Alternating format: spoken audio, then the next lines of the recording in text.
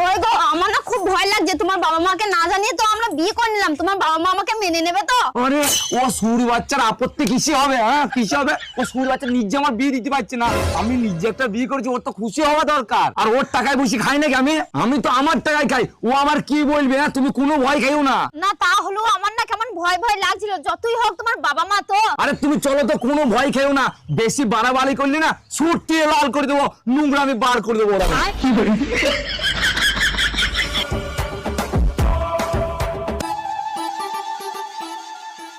বাবা, ও বাবা, বাবা দেখো আমি বিয়ে করে এনেছি। আরে কি হলো রে সারে বলছি রে? আরে তুই এ কি করেছিস? ছে ছে ছে ছে ছে, তুই আমাদেরকে না জানিয়ে তুই বিয়ে করে নিয়েছিস। তা কি করবো? তুমি তো মারাইতে পারছো না, আমার নিজের ব্যবস্থাটা তো আমাকে নিজে করে দিতে হবে নাকি?